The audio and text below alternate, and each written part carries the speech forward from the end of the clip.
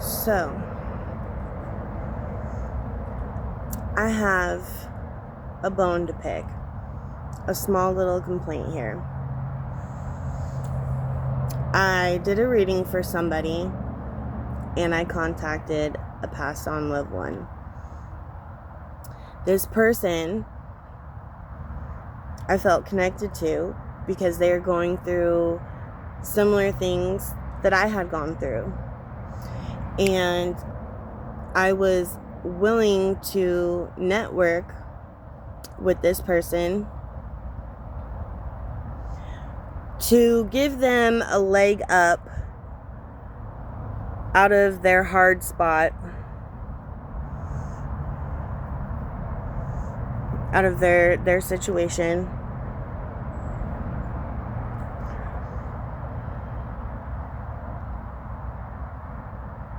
Because that's what I do. If I can find an area or source that I can give you that will help you, I will do it. Now,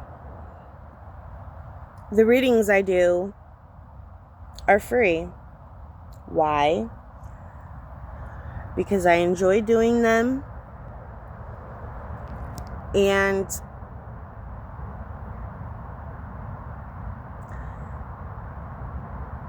to me,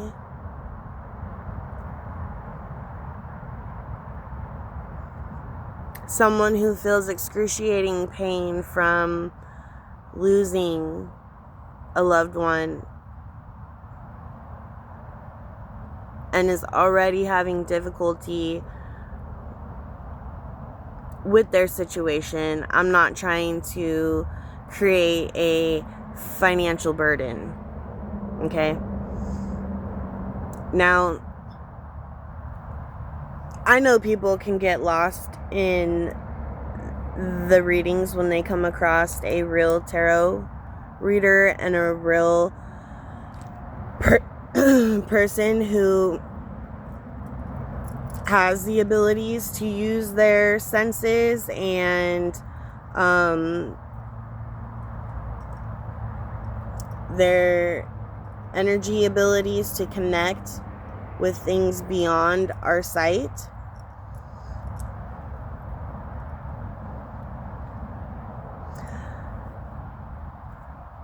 And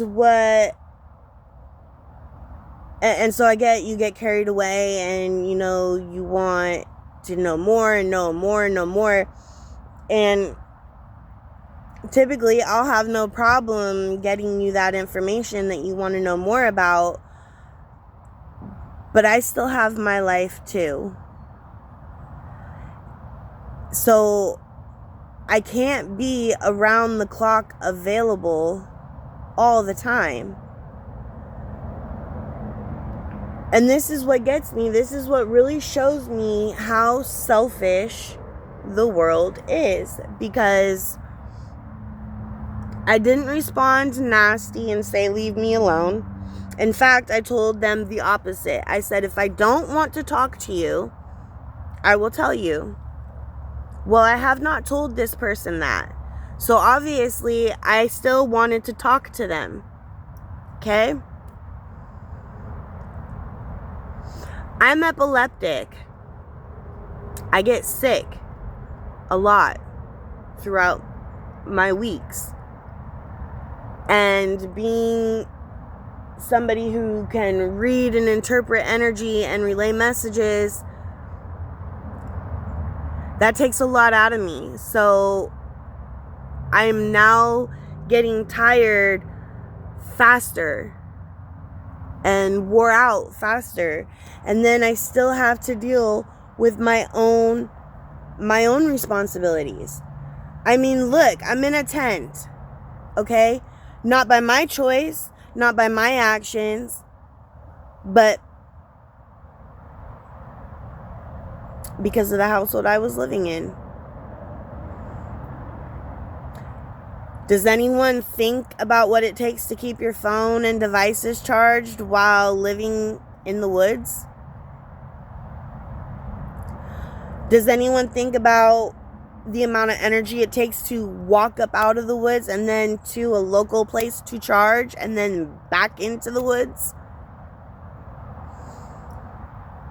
Does anyone ever wonder if maybe I have other things? Like yesterday, I helped a woman who has arthritis, like debilitating arthritis in her hands and feet, repaint her entire room and redo her furniture in her room and clean her carpets.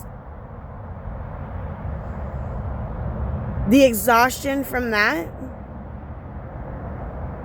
Here's another one. Does anyone ever think about the fact that maybe I have kids, and when my kids come visit me, they need my time? My kids don't want to hear this spiritual talk all the time, even though it's my life. It's what I live daily. But that is what I was told. So when my kid is around, I don't do it. What about my other 2 kids, my 2 boys, who were taken from me after I was kidnapped? And I'm still fighting to get them back.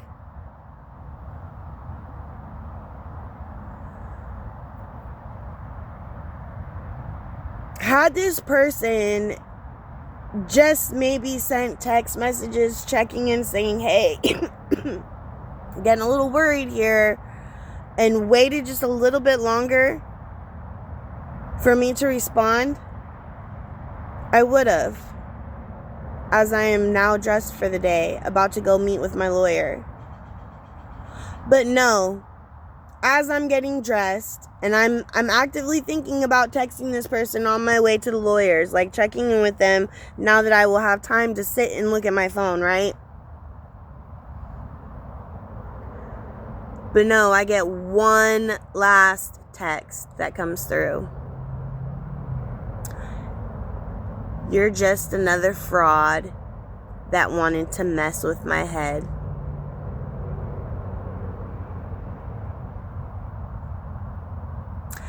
I wasn't a fraud when I was channeling your loved one.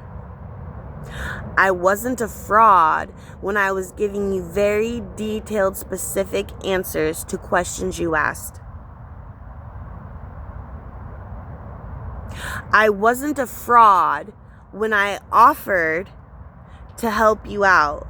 I told you would need to give me some time to get everything situated as I had my own stuff happening, but that I had you. And I'm someone that sticks to my word.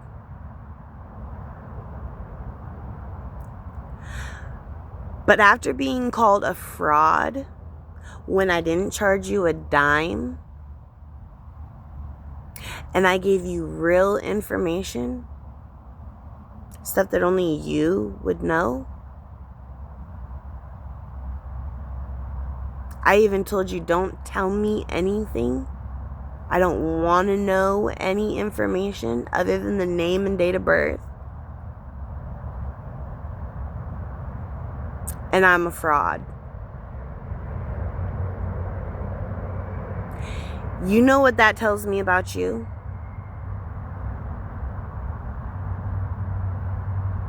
You have a loved one that is in the spirit realm, and all they see is love and understanding.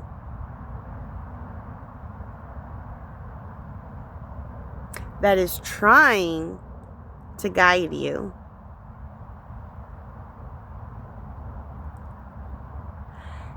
And now I don't know why.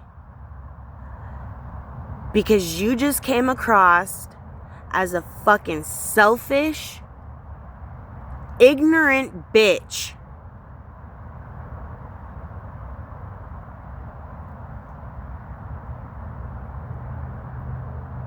To think that I would have to be dedicated every minute of my time to you, and I'm at your beck and call.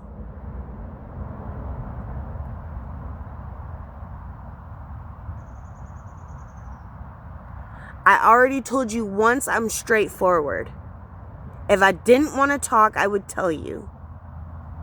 I'm an empath, so I like to isolate when shit gets too chaotic around me. I have things going on in my life that I didn't even get to tell you yet because you keep talking about you. And I'm okay with that. Because I was making you happy. But the second I stop making you happy, you turn on me.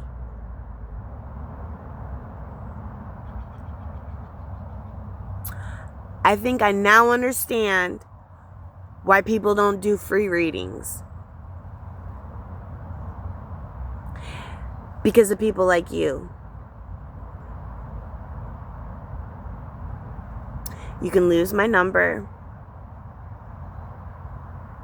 Because I'm not going to take that abuse. I did absolutely nothing to deserve it.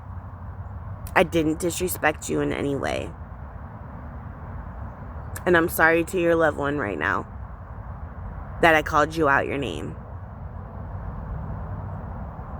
But I feel massively disrespected and manipulated.